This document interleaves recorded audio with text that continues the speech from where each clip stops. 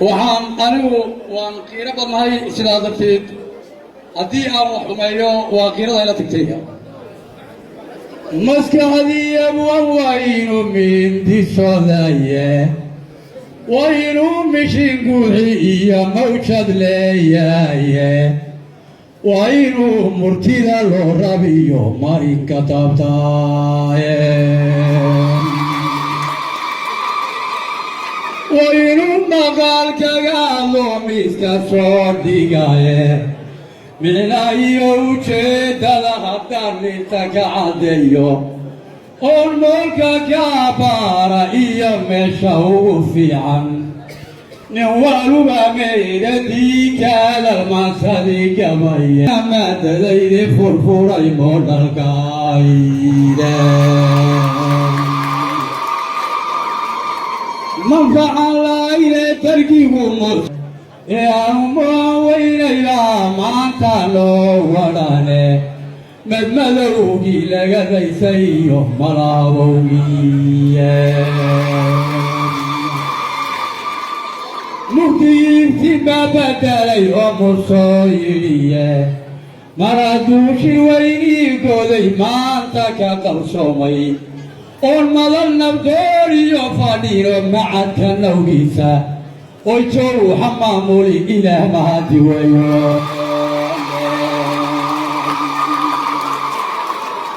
oy jow xamaamuli ilaah mahadi weyaan ilaa sacabtunaa waa midoo furane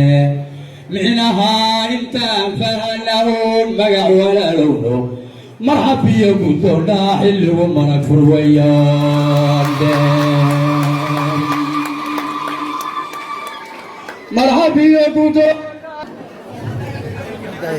مرحبا كنتو داعي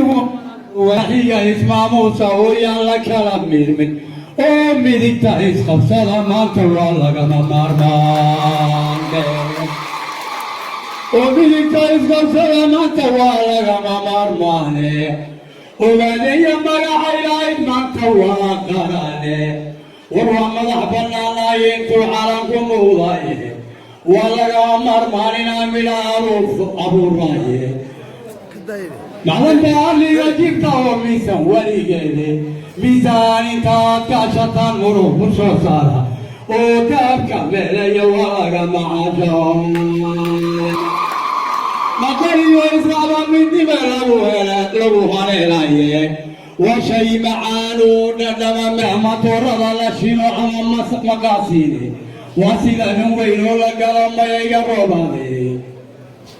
ميزان تاكا شطان مرو الشخصارا ومدك تحسب سلامات وعلى ومارون شباب ودي حرينتا وقاليا هقول اسكو أنا سونش هاي بقى واحد من كل